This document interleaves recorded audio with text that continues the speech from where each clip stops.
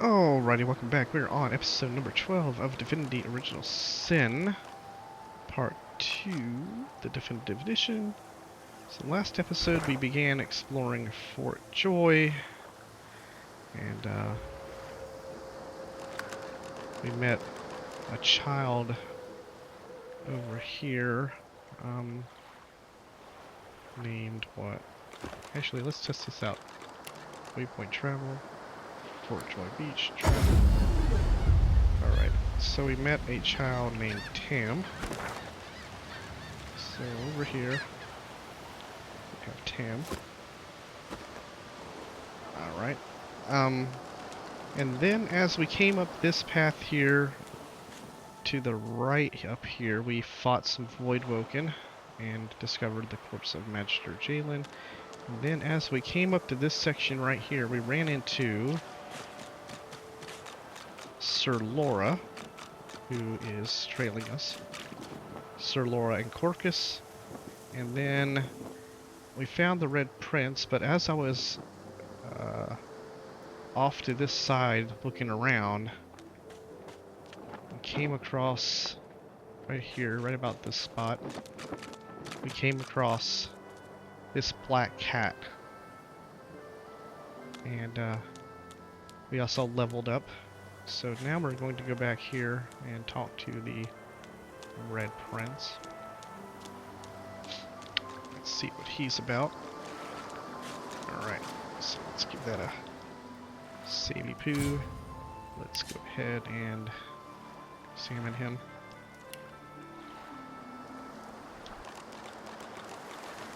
Level 1. I wonder if he'll level up. So you can see Geomancer Warfare. So he already has a class. Attitude 5. Constitution. Okay. Let's go ahead and talk to him. You spot a strange lizard gazing over the water with a steady, malcontent stare. His skin is of a bright, blood-red colour. Could he be... Yes, you recognize him from the ship. It would seem you're not the only one who survived the tentacles of the deep.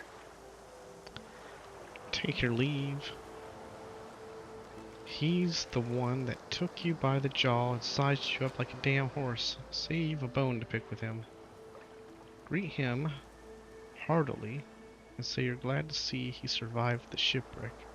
Alright, he's the one that took you by the jaw and sized you up like a damn horse. Say you've a bone to pick with him. The lizard turns about with the graceful ease of a dancer, or a duelist.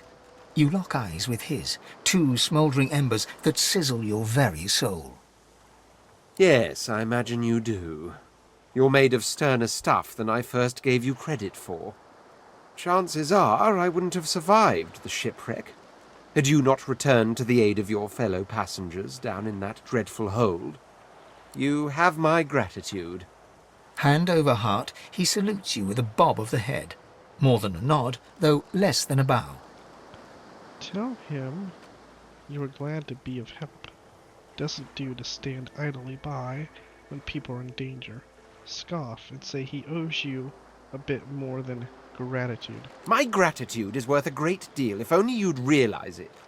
But of course you don't, so we'll leave it at that. Now then, if there's nothing further... Take your leave. Wonder what he plans to do next. Ask what he's doing here, standing on that rock. Alright, wonder what he plans to do next. Let's go ahead and ask what he's doing here, standing on that rock. I'm sure I don't mean to sound condescending, but I had thought it quite self-evident I was gazing out over the waves. He sighs dramatically. Tell me, what do you see when you cast your glance over this ocean? Say that you see memories, childhood days spent in the sun. Say that as of last night you see a kraken-infested wasteland you never want to go near again. Sounds good. Touché. He looks out over the water once more, and so do you. A few tranquil moments pass as the waves lap against your thoughts. As for myself, when I consider this vast expanse before us, I see an empire. I see continents dotted with mighty cities. And shimmering along the soft curve of the sea's horizon, I picture the palaces that formed my paradise. Lost. Ask what he means by lost exactly. Tell him that's a rather specific vision he has there, Hawaiian Empire. Shrug and say people see castles in the sky. Might as well see them in the sea. Yes, but these weren't castles in the sky, were they? Quite obviously I was musing over the very actual empire that I lost. Suddenly, having all the air of being deeply offended, he stares at you with utter incredulity. Well, don't just stand there gawking like an ape at an abacus. Or do you really mean to tell me you don't know who I am? Shake your head. You've no idea who he is. Nod enthusiastically. Of course you do. You recall now he's that famous king. Shake your head. You've no idea who he is. Oh, may the seven have mercy on their own creation. I am the Red Prince, the All-Conqueror, the World-Tamer, the spouse of the sun. The spouse of the sun. Of course you know me. There's a brief moment's pause, during which his grandiloquent pose deflates ever so slightly. Grandiloquent. Now that's a cool word. Like the name Quarkus. Grandiloquent. That said, I suppose I must own up to the fact that I find myself rather in between all-conquering and world-taming opportunities at the moment. The grandeur that is my fate has hit a bit of a snag. But never you worry. For the throne I was destined, and my throne I shall have. Invite him to travel with you. Maybe you can help him win his throne back. Say that you too have this and that to sort out. He's welcome to tag along if he wants. Say it's been absolutely riveting, but that you have to dash. Then by all means, dash. He watches you depart without another word, then turns back to face the sea. Yes, I'm still here, contemplating my throne. Say that you too have this and that to sort out. He's welcome to tag along if he wants. This and that? Tag along? Do you really mean to compare the fate of an empire to whatever foibles you seek to fix? It's another good word, foibles. That's a word I haven't heard in a long ass time. Foibles.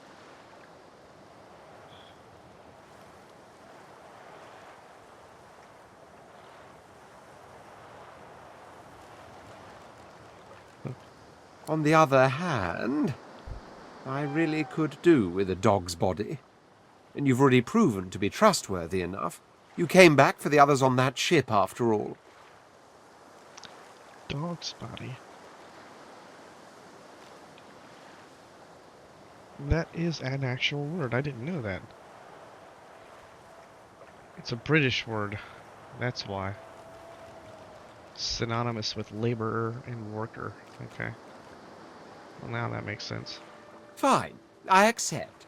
On one condition. Of course. For reasons I'll not disclose right now, it is imperative that I should meet with a dreamer. One of the mystics of my kind.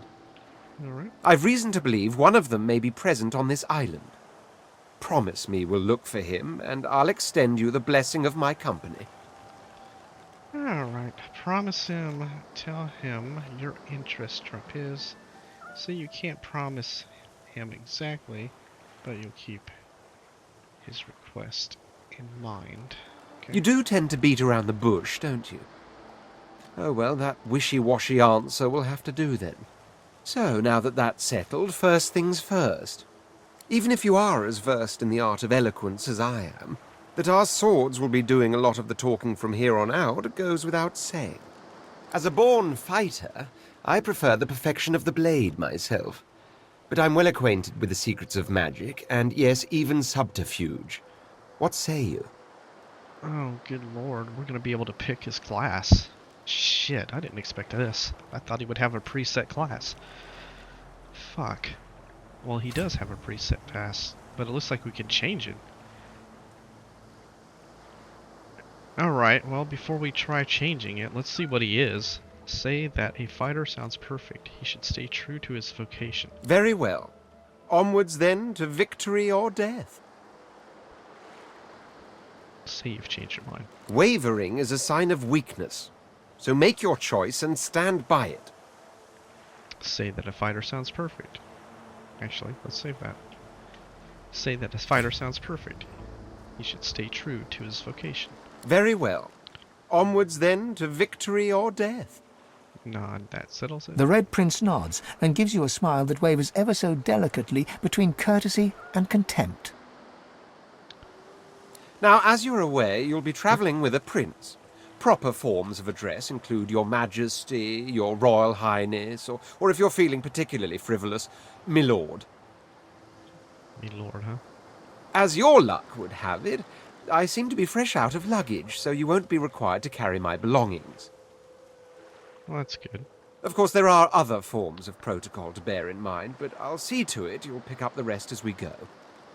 So, without further ado, let us be off. Okay. Journal update. The Red Prince. Okay. Click on a party member's portrait to control them. The party member you are controlling has a gold highlight on their portrait.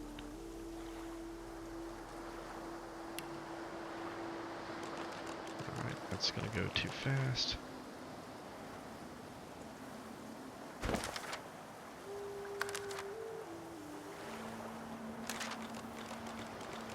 Splitting party members.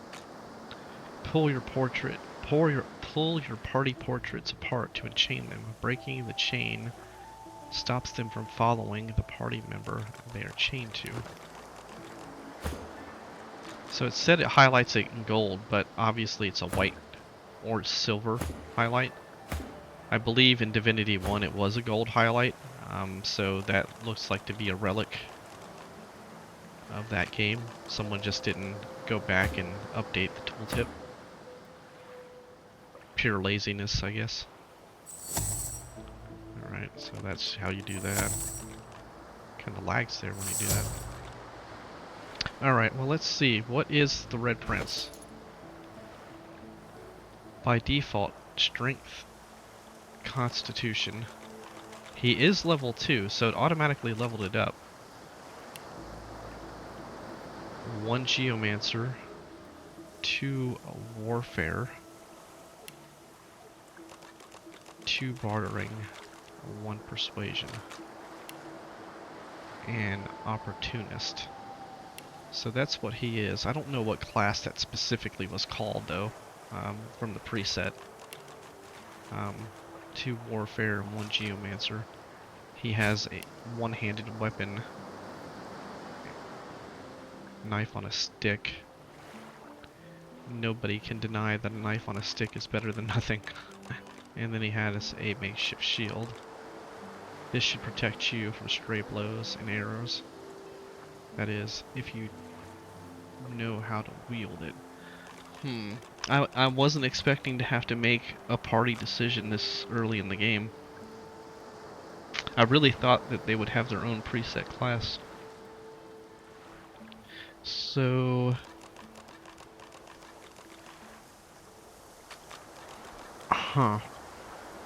Alright, he gets sophisticated by default. So fire resistance and poison resistance, and he gets spell song by default to persuasion. Okay. He's gonna get that no matter what because he's a lizard. So those two he gets automatically, and he gets demonic stare and dragon's blaze by default. So a fire-based spell. Alright, so let's go back and take a look at the menus that we can deal with. So I have to think about how to build a team now. It seems to me that there are 2 specific ways you can go Well, I guess you can go 3, but 2 that would seem better. Since this game is using physical armor and magic armor, and you can't hit the vitality until one of those are depleted, it would be best to have either a party that does primarily damage to one type versus the other. So purely physical damage versus pure magic damage. So I can create a party that's just all going to hit physical armor. I can create a party that's all going to hit magic armor. Or create a party that does both. Somehow mixes it up. So since I'm already setting up for being a two-handed warrior, doing physical damage, it seems that I should probably try to build a party that does primarily damage to physical armor. So let's just look and see his responses here. Let's start down here. Say you're interested in someone with an affinity for the arcane arts. Ask if he knows much magic. Wizardry is embedded in my nature as deeply as the instincts to breathe and drink and mate. The dominion over fire suits me best, truth be told, but there is no school of magic I cannot master. Okay, so say you're in need of a cleric, someone who can heal and support your team. Say you'd like to travel with an enchanter, someone who can manipulate and weaken your enemies. Say you're looking for a witch, someone who can drain the life from enemies, cast necromantic skills, and can get up close and personal with a dagger. That might be physical damage. Okay, even though it's listed as a arcane or a magical wielder, that actually might be physical damage. Say you're looking for an elemental powerhouse, wizard will do. Say you're interested in a conjurer, someone who can summon aid to the battlefield. Say you've changed your mind. Alright, so let's save this. Let's look at this and see what this is. Say you're looking for a witch, someone who can drain the life from your enemies, cast necromantic skills, and can get up close and personal with a dagger. Well, I got a feeling this is going to be a one-hander, but it doesn't have to stay that way. Very well. Onwards then to victory or death. Nod. That settles it. The Red Prince nods and gives you a smile that wavers ever so delicately between courtesy and contempt. Continue. Now, as you're aware, you'll be travelling with a prince. Proper forms of address include Your Majesty, Your Royal Highness, or if you're feeling particularly frivolous, Milord. Milord. As your luck would have it, I seem to be fresh out of luggage, so you won't be required to carry my belongings. Excellent. Of course, there are other forms of protocol to bear in mind, but I'll see to it you'll pick up the rest as we go. So, Oh, I didn't mean to do that, but oh well. So we picked up new recipes. Let's see what this does for him. So this gets him finesse, intelligence, and constitution. It gives him a shiv. One shiv, so perfect for backstabbing your foes in the kidneys or peeling an apple. He gets 1 necromancer and 2 scoundrel. Okay. Which automatically seems good to me by it automatically has the scoundrel, and we know we're gonna spend scoundrel points for adrenaline, so persuasion 3, not really happy with that though. I would rather see something I don't have. I'd rather see something I don't have. So he gets chloroform, that hits magic armor. Mosquito swarm hits physical armor.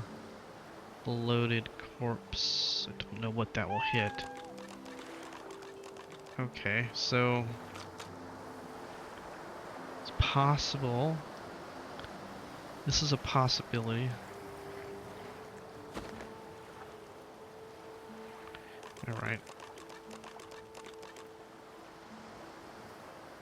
Yeah, okay. Let's save that. Let's go back and reload and check out some others.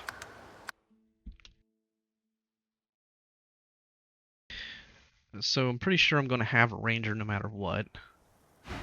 And I'm pretty sure I'm going to have a backstabbing rogue that's just backstabbing. He's a dual-wielding backstabbing. Those combinations worked pretty well in Divinity Part 1. So yeah, I might try that. Alright, so let's say you've changed your mind. Wavering is a sign of weakness, so make your choice and stand by it. Say you're interested in someone with a little finesse. Ask if he's comfortable in the dexterous arts. Finesse is a condition one should assume in any situation, from dining to discourse to dueling. What situations do you have in mind? Alright. Say you're looking for someone who can strike from a distance with a bow or crossbow. A ranger would do. Say you're looking for someone who doesn't mind getting their hands dirty, picking a few locks, stabbing a few packs. A rogue would fit the bill. Say you're looking for someone exceedingly subtle, the kind of person who could pick a pocket, then retreat to the shadows and throw a spell or two. A shadow blade would do. Say you're looking for a ranger who could dabble into the arcane arts. A wayfarer. Say you'd like to travel with a metamorph, someone who can transform themselves to best suit combat. Why did they hyphenate best suit? Obviously the metamorph would be physical damage, but we are a metamorph right now, at least.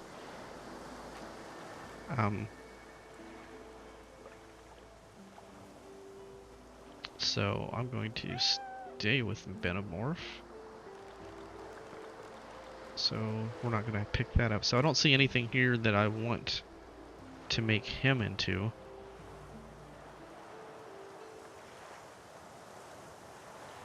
I'm going to have one companion as a ranger and another as a rogue.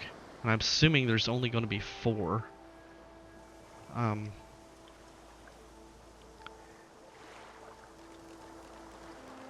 If I recall correctly, Fane, when we were going through the character creator, he was best suited to be a rogue, a backstabbing rogue, because he had that play dead. He had the play dead. And I thought to myself, that's going to be cool for a rogue. So I think I want to try to make him a rogue if we find him. And then, if I recall, Ifan was a ranger. Yeah, I think he was a ranger. Alright, so, say you've changed your mind. Wavering is a sign of weakness, so make your choice and stand by it. Say you're interested in someone with a little muscle. Ask if he has any martial experience. Do not take my elegance as a mask for frailty. My blows shatter shields, and my thrusts pierce armor. If a warrior you need, the warrior you'll have. Say you'd like to find a fighter, someone who can deal plenty of damage and defend themselves too. Say you're after someone who can strike up close, but deal damage from afar as well. A battle mage would do. Say you're looking for an executioner, someone who can deal a lot of damage up close and personal. A knight would fit the bill. Say you're looking for an inquisitor, a fighter who doesn't shy away from dabbling in the dark arts and enjoys pummeling his enemies with a heavy two-handed hammer. So we are an inquisitor. That's who we are. So we're not going to do that. So a knight So one of these is probably a two-handed sword. And the battle mage is... Okay, so I think... Wavering is a sign of weakness. So make your choice and stand by it. Okay. Okay. I believe going this way is what I want to do.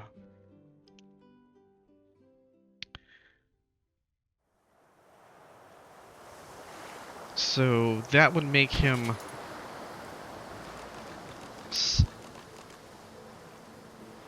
a roguish necromancer type character.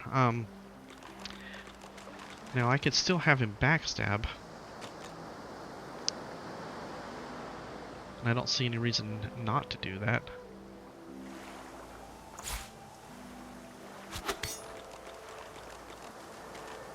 We can combine his shiv. Oh, no, the poison barrel is on the... Okay, we'll have to go get that. Alright, so... I think that's what we're gonna do. So, finesse, intelligence, constitution. 1 necromancer, 2 scoundrel.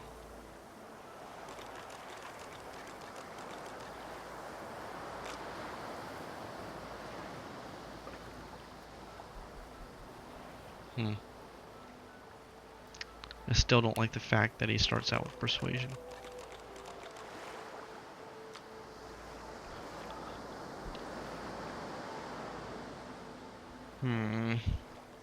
Damn. Damn.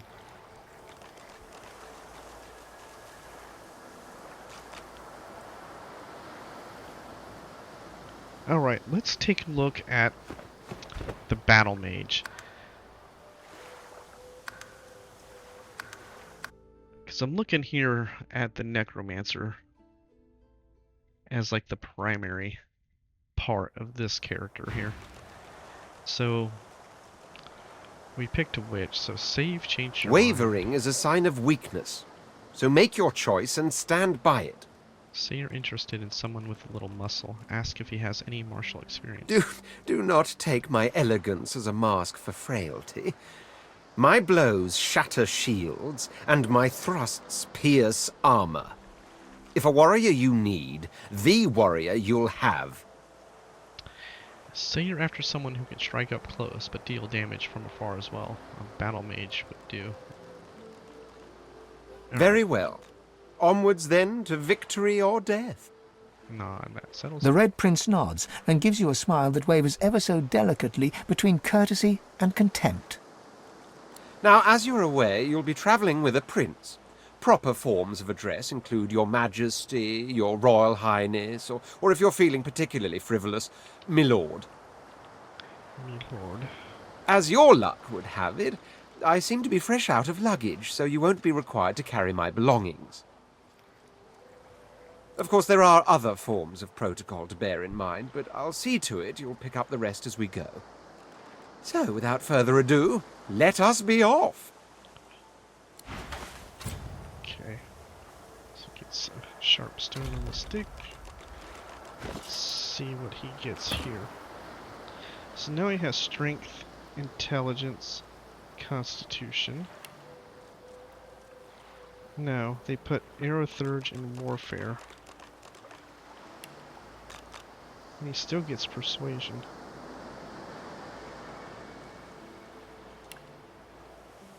Comeback kid. Alright, so no, that's not what I want to do.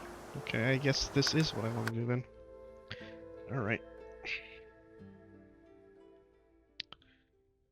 So...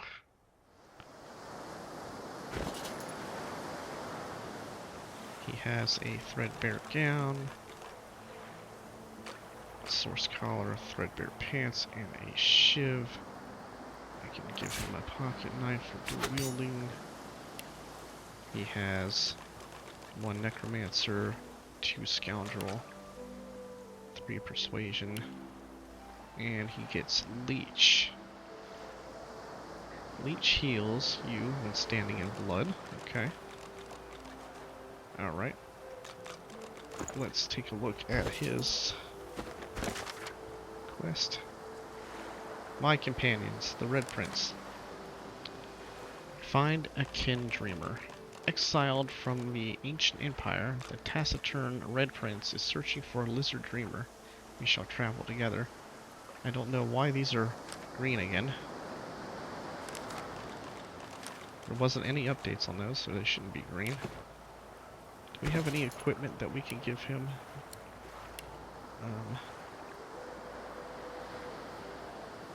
Yeah, got some.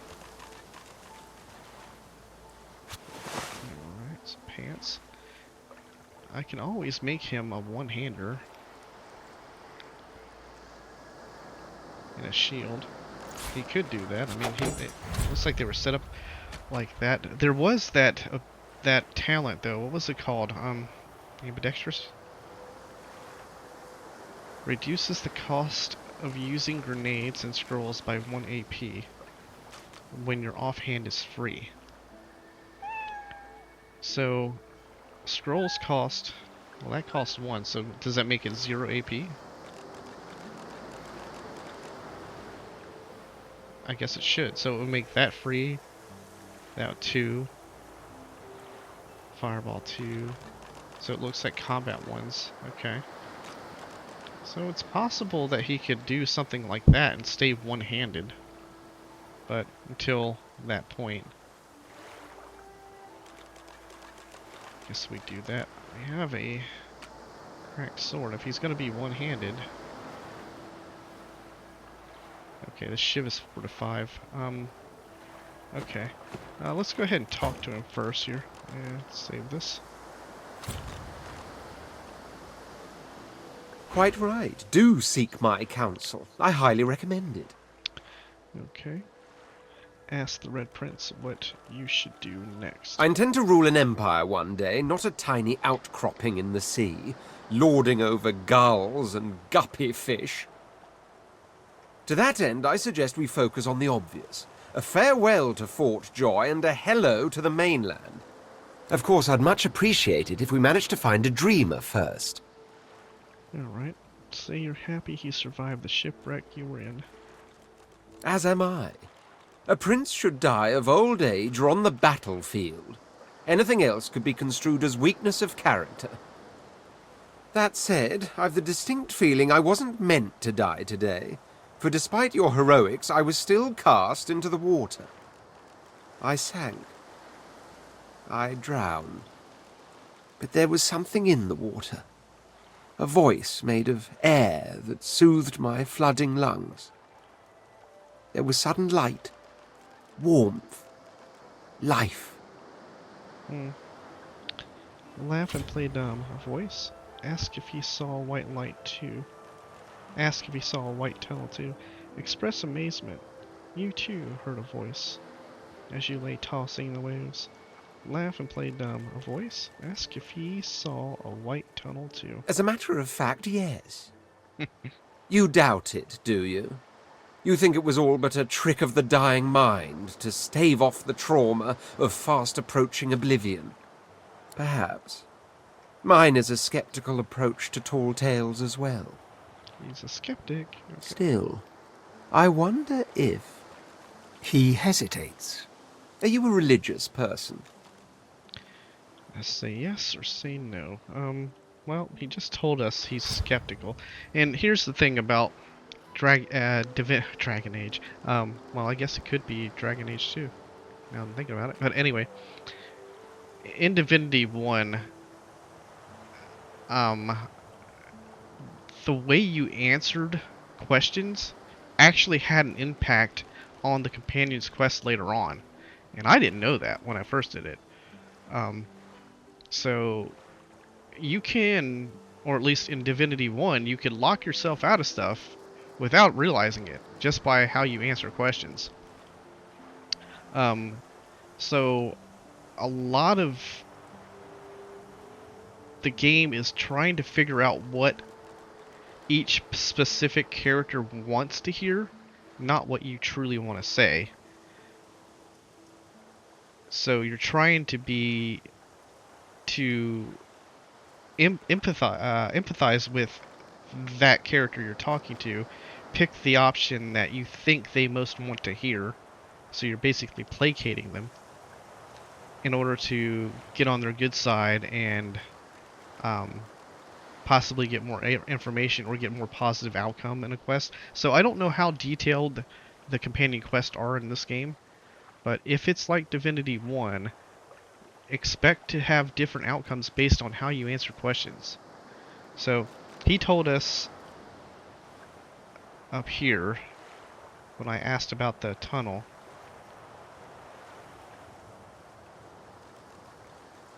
Here, laugh and play dumb. A voice. Ask if he saw a white tunnel too. And he tells you here, perhaps mine is a skeptical approach to tall tales as well. So, when he says, are you a religious person? You already know he's skeptical. So he's likely not religious. So even if you are, you're trying to figure out what he is. So I don't think he's a religious person. So we're going to say that we aren't a religious person because that's what we think he wants to hear. So say no. I'm rather relieved to hear it. Religious persons tend to be all too self-important in their supposed humility. Okay. Companion attitudes. Examine a companion to check their current attitude towards you. Be aware, companions who really don't like you will leave the party. Leave your party. Understood. So he's relieved to hear that we aren't religious. So we picked the right choice, I think, for him. Especially with that pop-up window just now. That's basically telling you your choices right now are making a difference. So, yeah, he's relieved to hear that we aren't religious.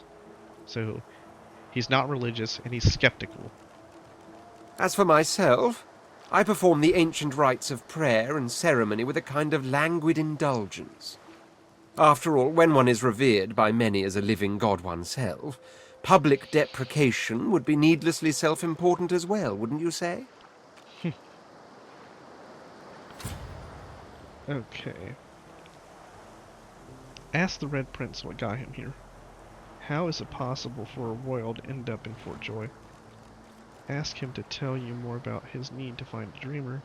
Tell him you'd like to go your separate ways, for now at least, and take your leave. Alright, ask the Red Prince what got him here.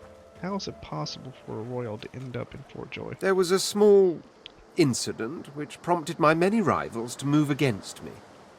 Technically, they had the letter of the law on their side. The letter of the law. The letter of the law. Such a nuisance, the law. The law. Quite necessary to keep the common in line, of course, but one such as myself it should exempt as a matter of course. Okay. Let's see. Agree. Too many laws keep people under the thumb of authority. Disagree. No one should be exempt from the law. Least of all those who claim they should be. So obviously that wouldn't be the answer. This may be what we want. But that's a little too over-placating. Let's remind him he didn't answer your question. Notice that, did you? For future reference, if I don't answer a question, it's because I don't want to. Okay, insist. Ask him what the incident was that made him run afoul of the law in the first place. That would probably just piss him off. Wonder if it was a display of source that got him into trouble. I hardly know you as yet. Let's leave some mystery in the relationship, shall we? We can exchange criminal records later. Ask him to tell you more about his need to find a dreamer. There isn't much to say, but for the fact that I simply must. It's the portent of it all. I can feel it. The revelation will be world-changing. I just know it. Smile. Tell him he's got you all curious now. Scoff. He's a prince. He has real castles. He shouldn't be building them in the sky. See, this one he believes in, though. So let's go with Smile. Tell him he's got you all curious now. And justified it is too. You'll be a witness to wonders, I assure you.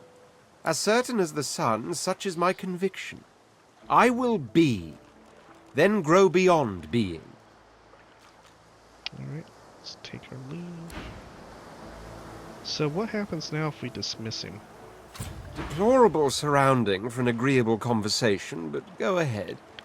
Tell him you'd like to go your separate ways, for now at least. Are you certain you want to dismiss your companion? Yes you are. No. You don't want to dismiss your companion. Okay? Tell him you'd like to go your separate ways, for now at least. Are you certain you want to dismiss your companion? Yes, you are. Your loss. Our loss.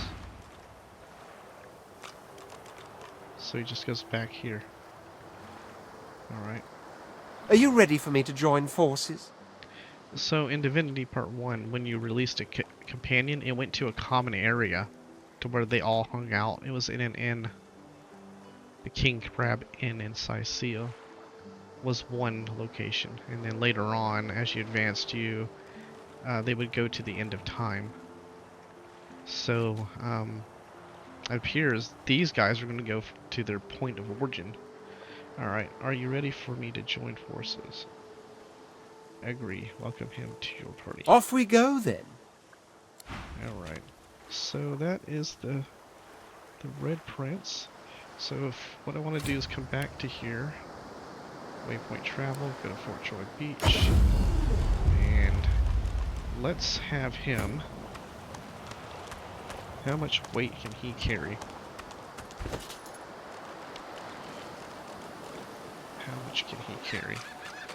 He can carry 100. Let's see. He gets a minor healing potion. Let's resurrect scroll. Poison flask. 2 AP. Creates a small ooze surface with a 2-meter radius. Set poison for 2 turns. Resisted by magic armor. 13-meter range. 2-meter explode radius. Alright, he doesn't need that. A backpack. Let's open that. Alright, let's go ahead and start putting arrows into one of these. Let's do that, and that.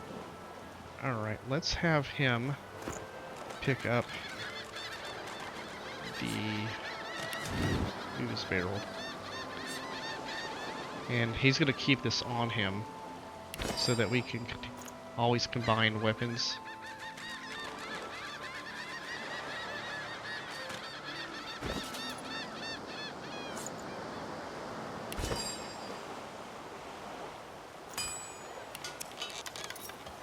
And that way we can always increase the value of the weapons and have the poison on it for the damage. So he can't carry another one. Alright. So, as we pick up companions, I'll have them pick up, these barrels as we go along.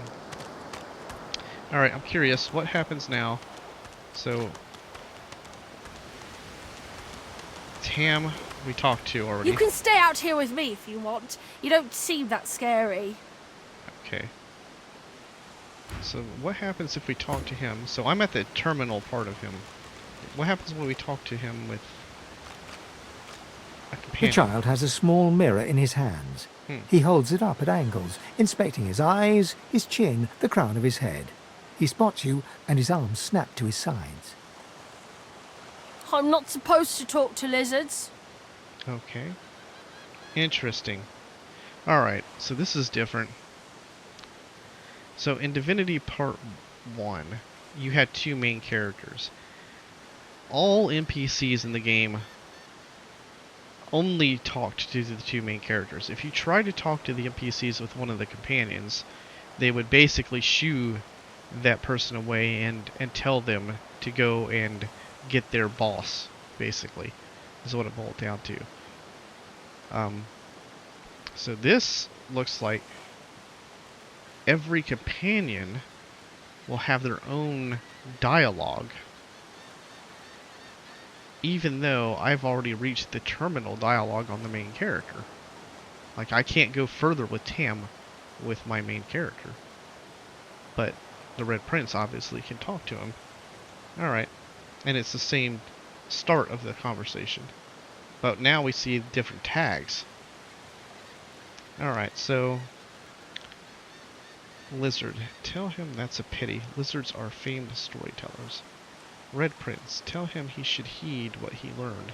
He ought to avoid addressing his superiors directly. So let's do that one. So, when I do this, I'm going to do kind of like lay out a framework here. I believe that these, the actual character name tags are more important to see than the more common lizard. Because if you created a lizard, you would see the lizard tag. So anybody that's played the game, they're going to see that tag. But there are some people that might not come back and talk to these NPCs and might not see the actual tags for each companion. So I'll be choosing those primarily. So Red Prince, tell him he should heed what he learned. He ought to avoid addressing his superiors directly. What's a superior? Pull yourself up to your full height and tell him he's looking at the very definition. Wave his question away and tell him you don't have the time or will to explain it to him. So which one would the Red Prince really do here?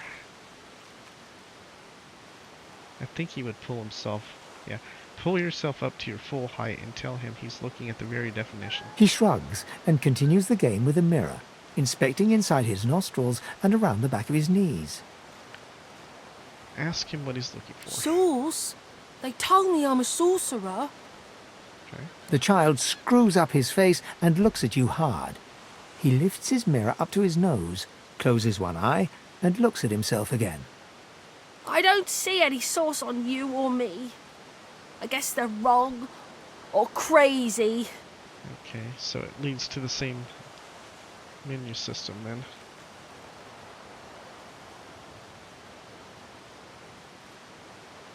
Tell him they may well be wrong and crazy.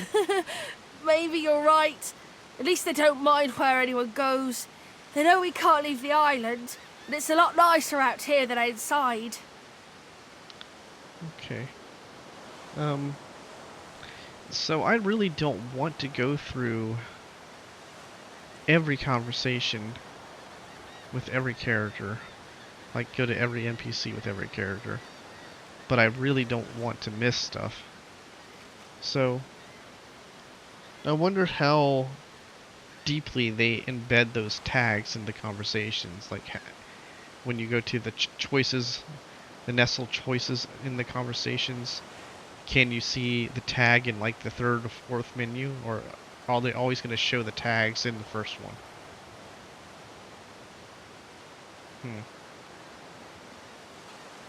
So, alright, ask him if his parents know where he is. They're gone now. The Magisters took them already.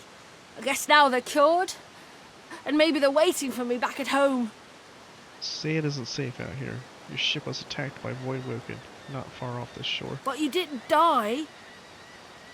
Ask him why he doesn't seem scared. I guess I am, but it's just normal to be scared.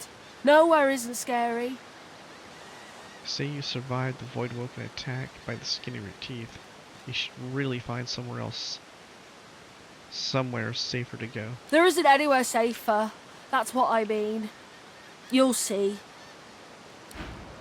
Okay. You can stay out here with me if you want. You don't seem that scary. Alright, well that's interesting to know. Wow. That means it's actually going to be beneficial for you to talk to every NPC with every companion if you really want to see everything you can see. Wow. That's kind of crazy. Alright. So, what do we at here? Okay. Let's see. Let's go searching around.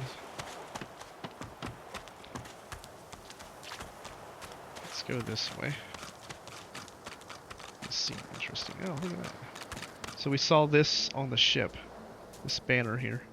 So I guess that's the banner of the Divine.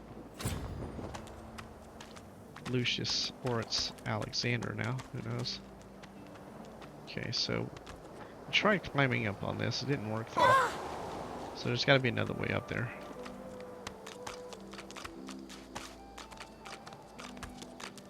What's this? I found something. Wits. Something hidden has been revealed. The higher your wits, the more likely you are to reveal traps and secrets. Okay, so we got a trap or secret here. Wooden cross. Here lies a nameless inmate. May he find the peace denied him in life in the Hall of Echoes. Nameless inmate. I need to dig here. Mounds.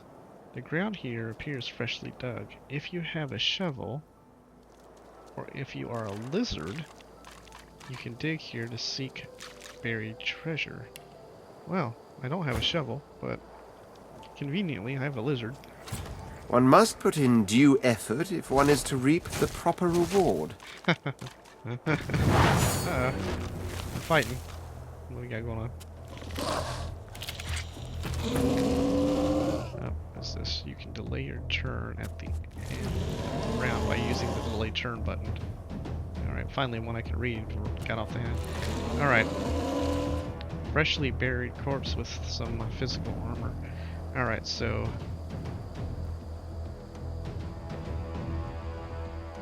when you use adrenaline,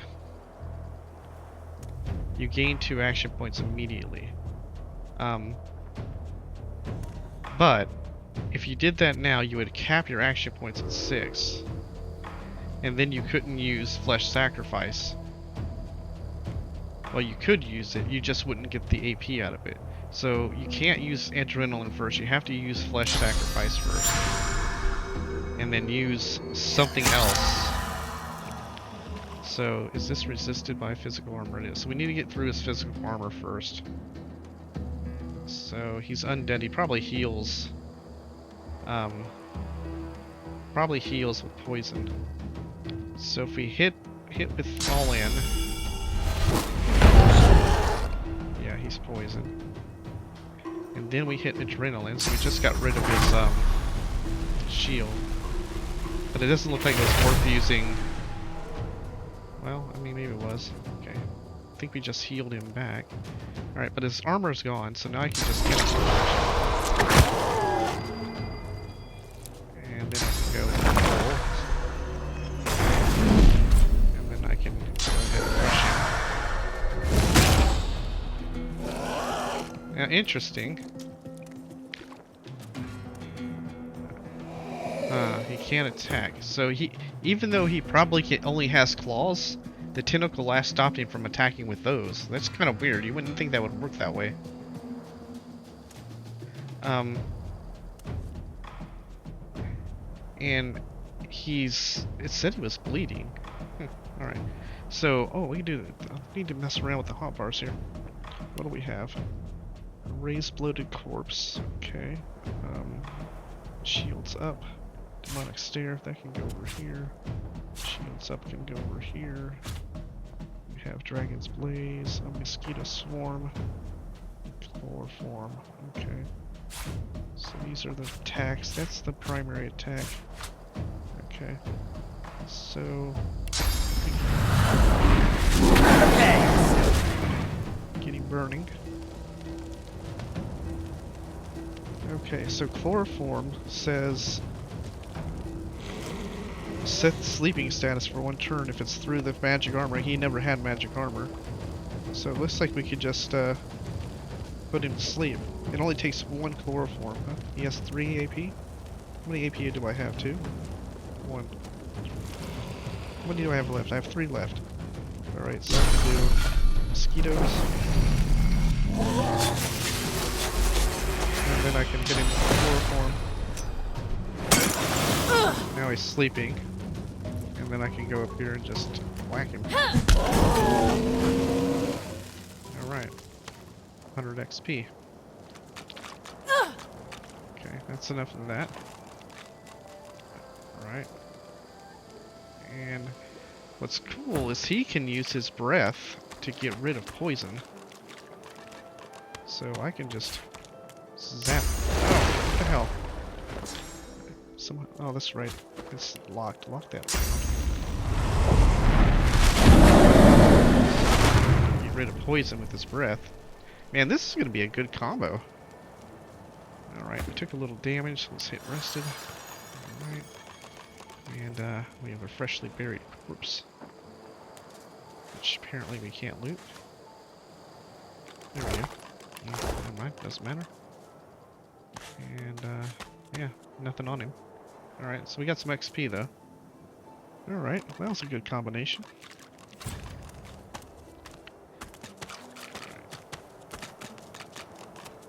Just stick to the wall here.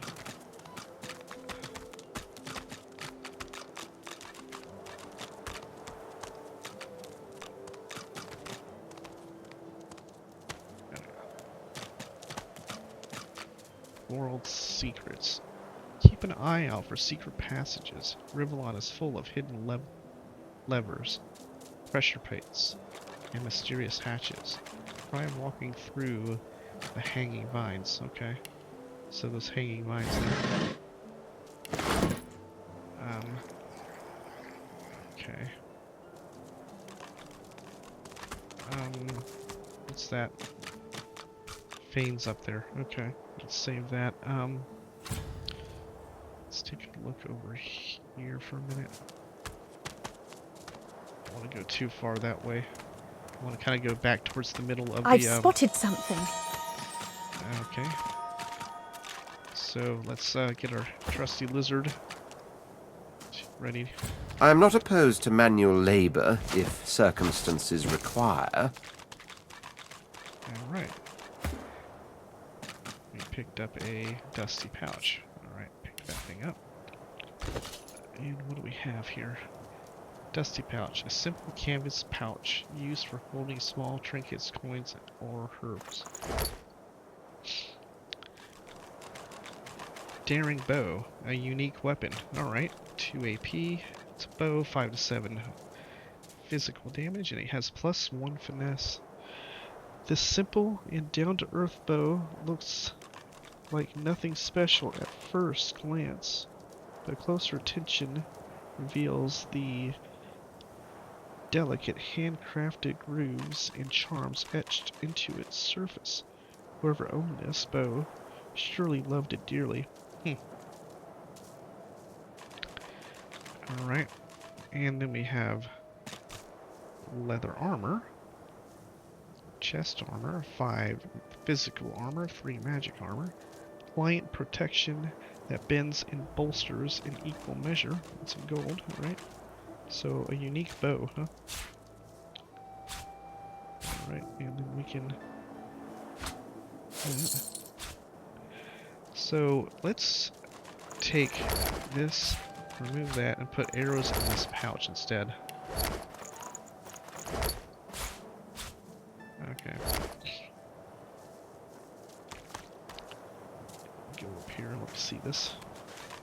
What does she look like with leather armor?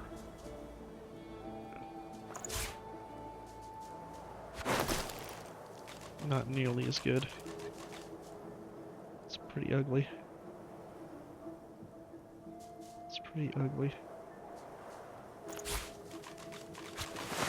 What about him? Does he look any better with it? Yeah, it looks better on him. Let's do that. Alright. Okay.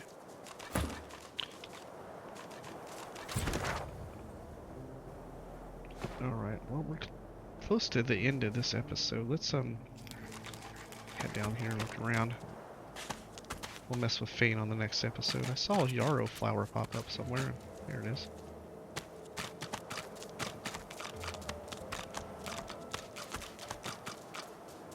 Yarrow flower, 1 AP, intelligence. 1 intelligence heals 10%. Duration 3 turns. A pretty flower that grows like a weed in the lost and hidden corners of the world.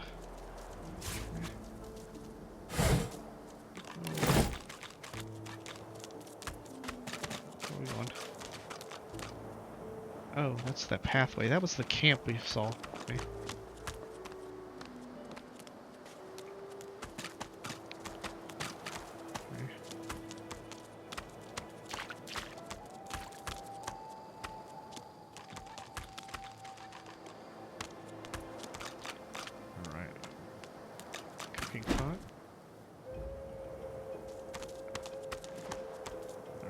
bedroll.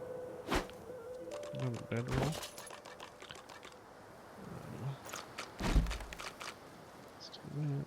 And add to wares. We can probably add that to wares too. In fact, we can probably add all of these threadbares to wares.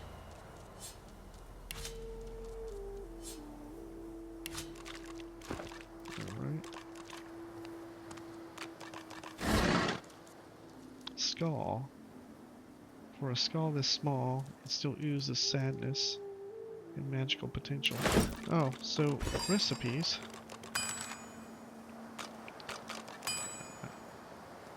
So improvised staff, we saw this already. Improvised wand, see that's what the skull, okay, so it has to be that and a short stick. We have knife on a stick. Makeshift club. So that came with the red prince. So sharp rock, sharp rock, sharp rock, and a long branch gets a makeshift club. And then we also got shiv from Rev Prince.